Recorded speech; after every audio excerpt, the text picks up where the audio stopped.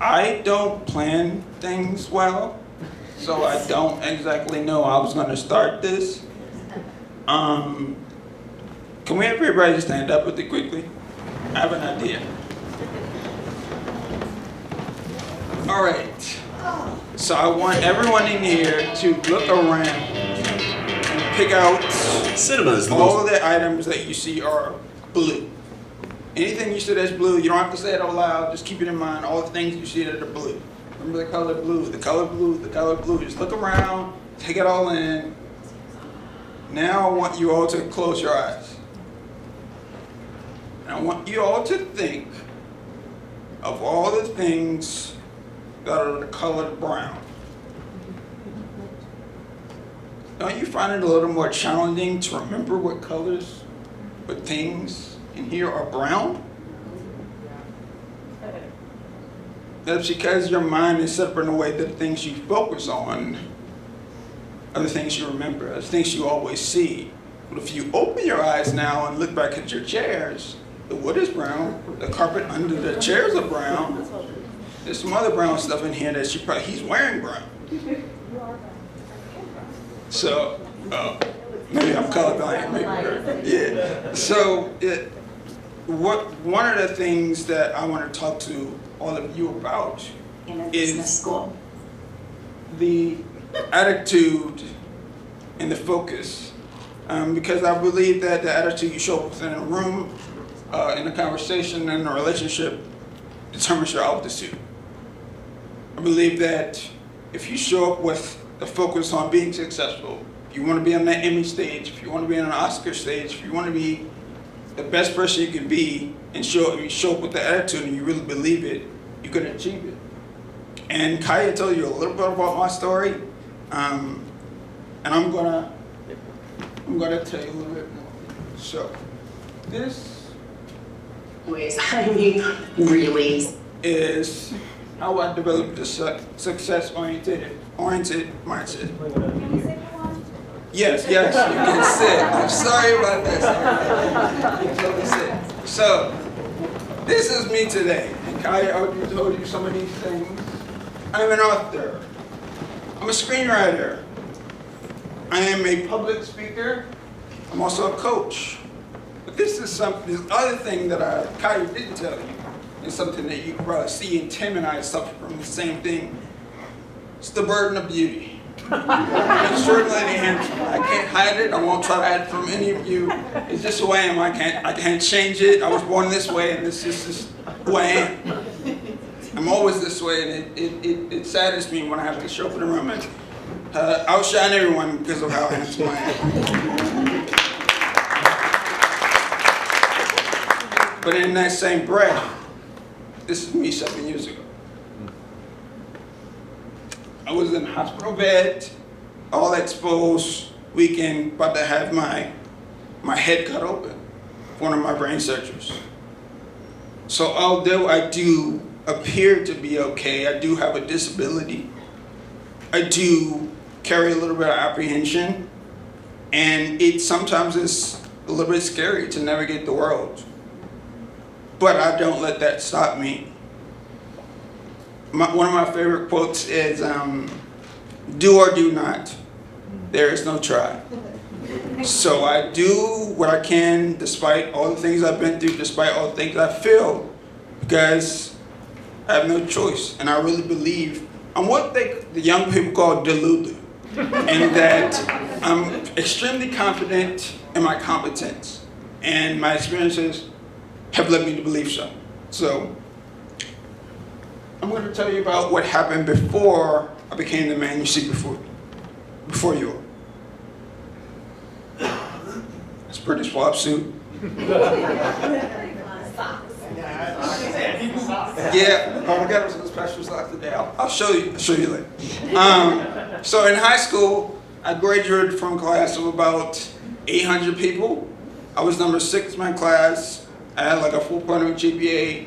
I was voted most likely to succeed. I ran track, played football. So I was like the all-around, like, quote-unquote high school success story. And I knew I was going to make it.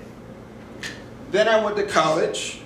I went to the University of Maryland in College Park. I'm from the East Coast in DC. So I went to their school, and I was like, at first I was studying economics, and I actually got kicked out of the major because I took a class too late, some obligatory rules. So I was like, all right, I always heard my teacher say, if economic majors wanted to make money, it would study finance.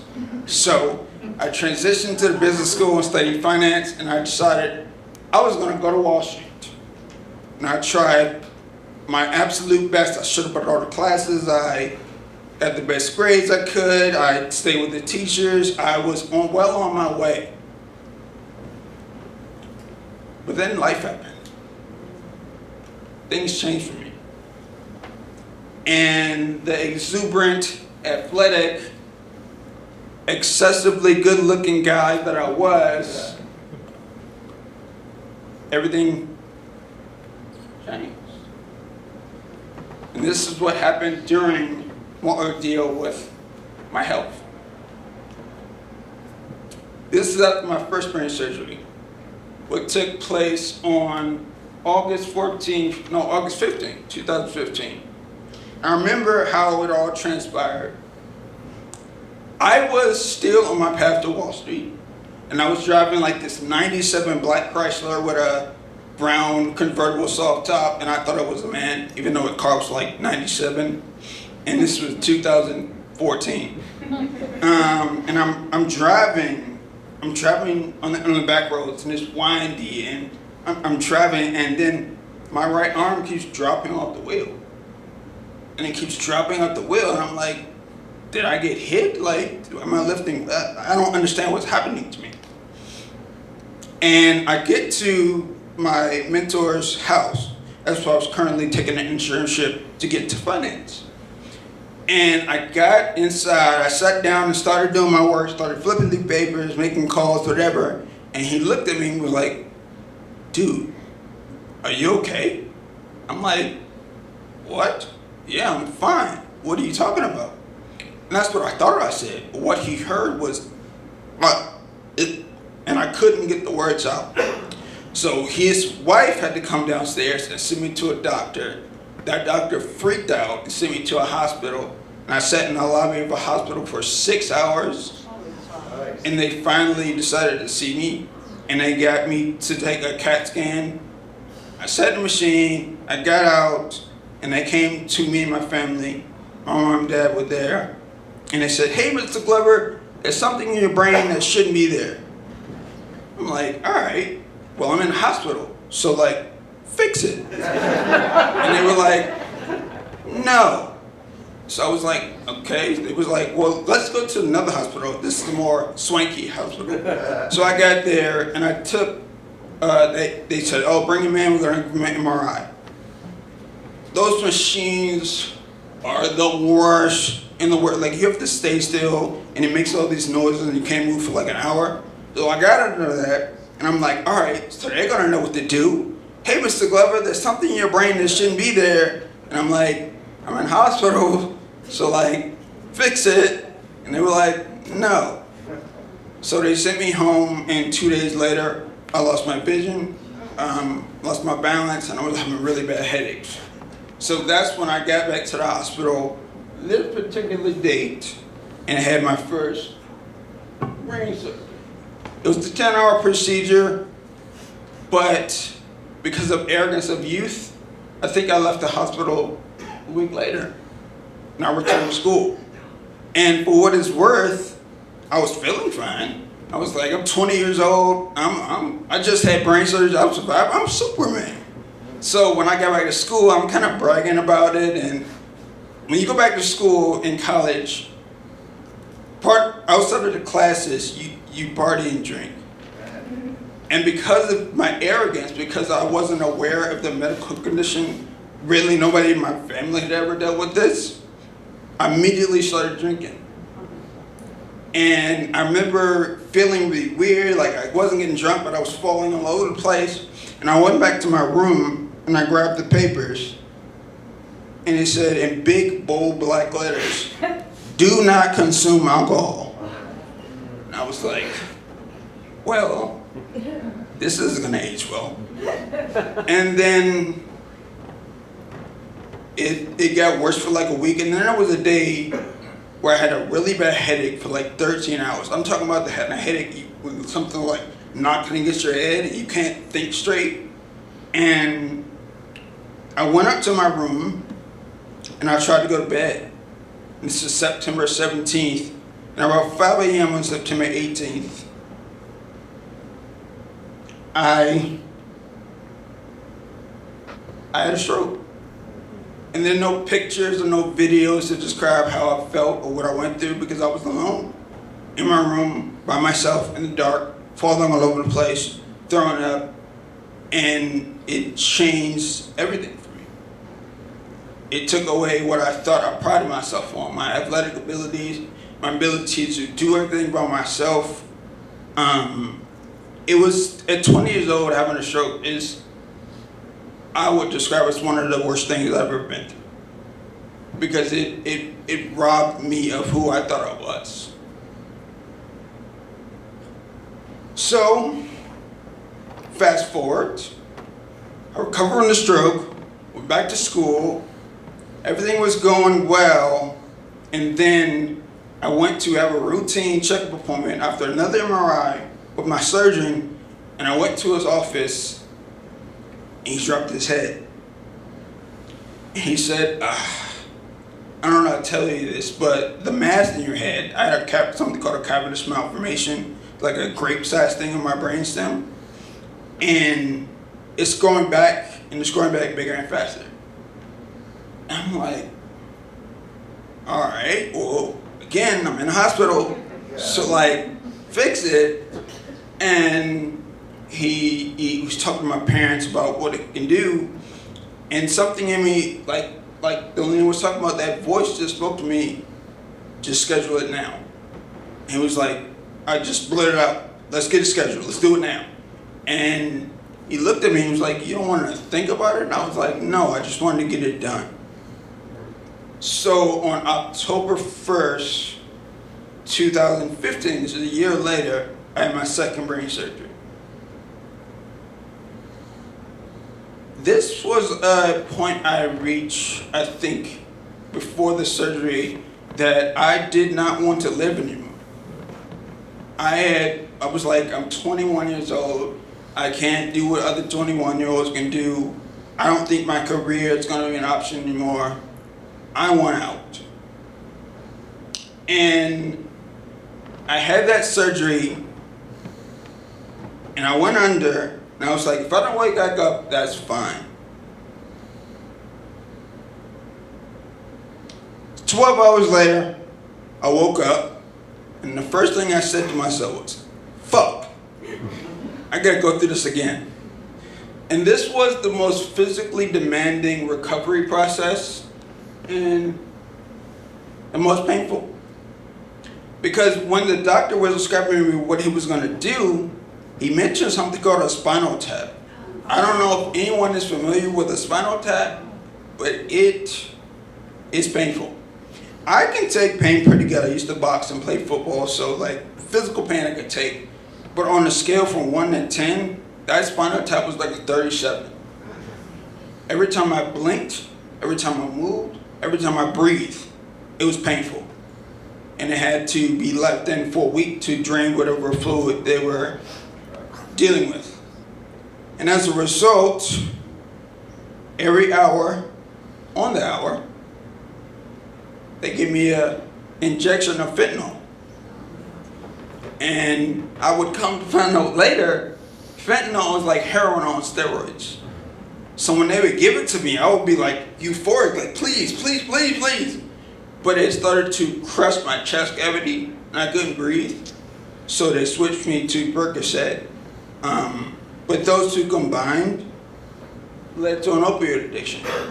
And when I went back to school, I did actually get out of the hospital and start walking and going back to school. I found a prescription to fill in my desk for Percocet. And I was just like, I'm just gonna fill it just in case I need it. But I developed a dependence on it. I started mixing Percocet with my codeine and promethazine and any other painkiller I can get my hands on. And it wasn't a physical need, it was a psychological, mental need to separate myself from all the questions and all the social situation I wasn't emotionally prepared to handle. It was a crutch. And then, unfortunately, a young lady found my stash of pills and tried to self-transition. And that was the day I kicked that habit. I flushed all my pills and I got rid of all the promethazine, and that was it. But despite this, I managed to graduation. I finished my college experience and I was happy. Everything was going great. I graduated on May 25th, 2017, and I started working in business consulting May 25th, 2017. So 2 days later, a couple months went by, and September rolls around. And I'm in my mentor's office, I'm recording a video, and then my head started hurting. And I'm like, so I pinched the space between my nose, and I looked down, and he looked up at me, and he's like, is it happening again? I couldn't even say yes before we were rushing to the car. So, brain surgery number 3, third time's the charm. This was a totally different experience emotionally for me, because my first surgeon met with me and was like, we've tried this twice already. I don't have the expertise to do this. This is it for you. So I'm going to talk to somebody I know, maybe we can get you another doctor. We went to see this doctor all the way in New Jersey, and he walked in, he was calm and confident, and I'm like, this is the guy, this guy's going to fix my problem. And he told us, oh yeah, I do this religiously, this is no big deal. So I talked to him, went to the I never dealt with the money. My parents always dealt with that. So we went to the register and they were like, yeah, what insurance do you have? It's like, why does that matter? And then she said, oh yeah, okay, we don't take that insurance. So had to go around the country, raise a lot of money through GoFundMe and stuff, and they did the surgery. And I'm happy to say, Dr. Liu, this guy in the picture, that was the guy that did the surgery. 15 hours. It's the longest recovery. But on March 6th, I went out to New Jersey, 2018, and I was mask free. So I finally overcome.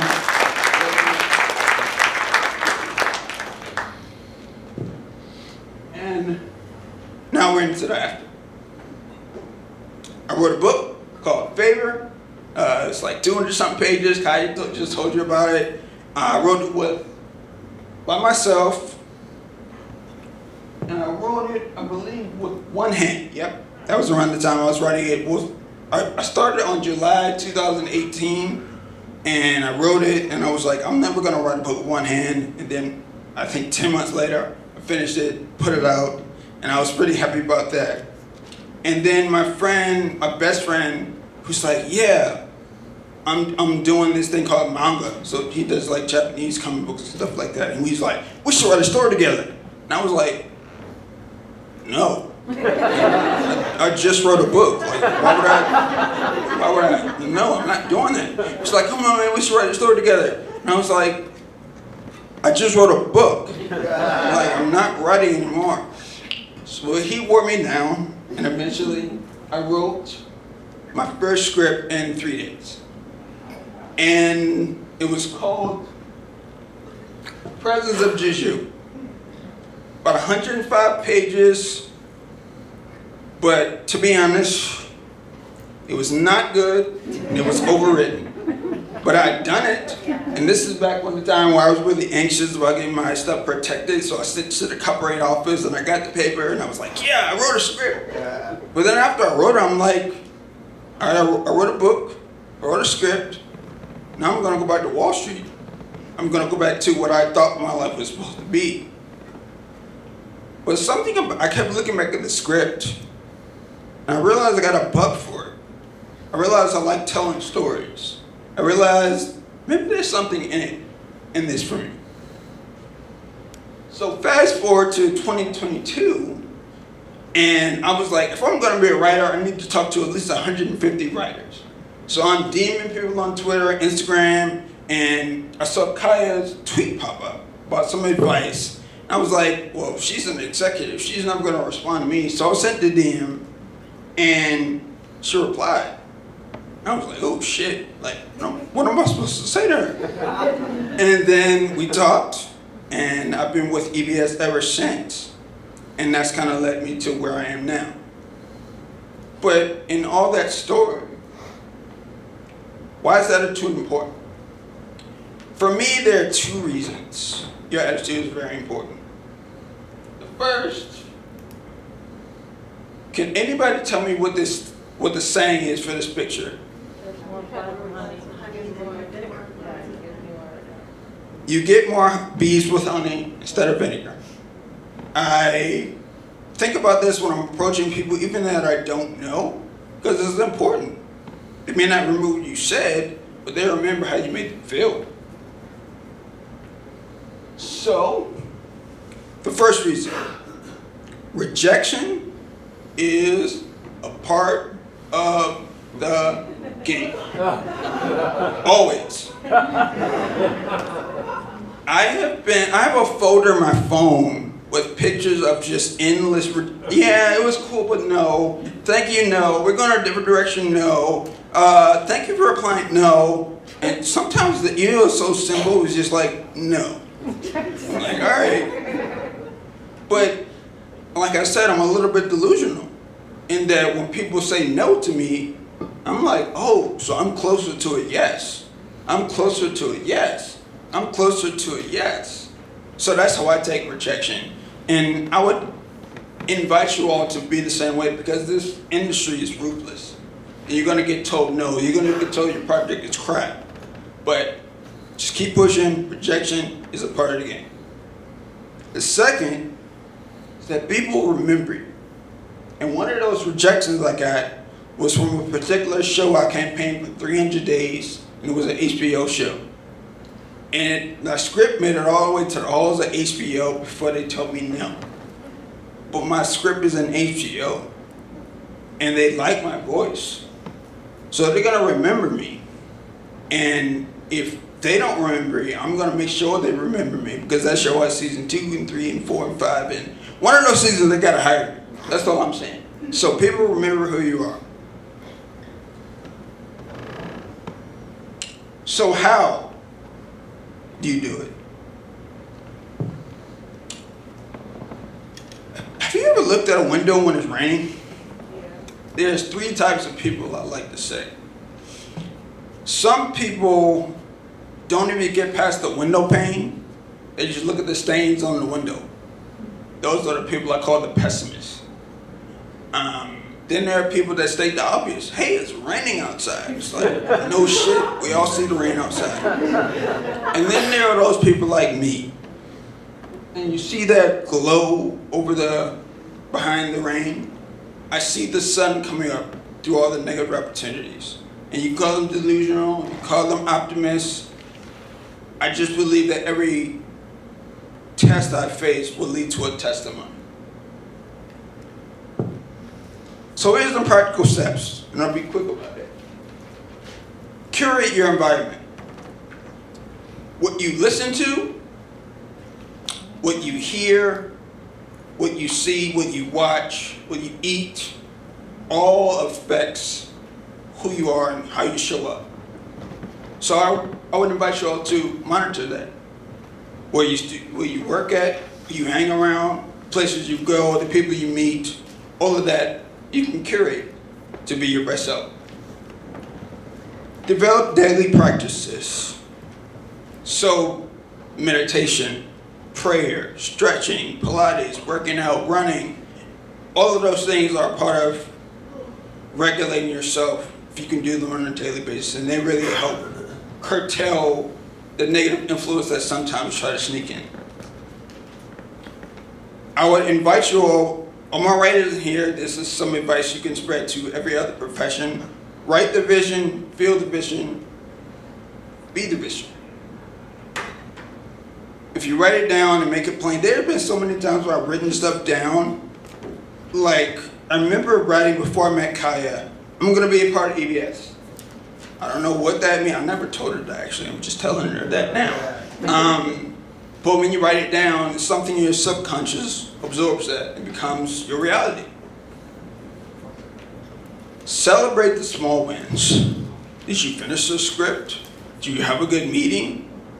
Are you around good people? Did you eat a good meal? All of those are small wins that we ignore because you're not standing on the Oscar stage. Or you didn't sell your script for $2 million. Like, I think I finished the first act of my pilot. That's a pretty big significant win because you're among the 1% of people who do any of that. So celebrate those small wins, no matter how small or insignificant you think they are. Find a wolf pack. People you're sitting with in this room, people you want to work with, want to create with, want to do stuff with, that all have the same mindset, the same end goals, the same values. That helps push you forward. And I really believe that the people you hang around, the people you write with, the people you create with, the people you eat with, the people you speak with, the people you cry with, the people you laugh with, those people are important. And they will hold you up when you feel like you want to fall. So, what I would like to invite you all to do is to show up. Show up as your authentic self. Show up as your most enthusiastic self. Show up as your most collaborative self. Show up as your most open-minded self. Show up as your most solution-based self. In summation, always show up as your best self. Now I want to invite you all to stand again.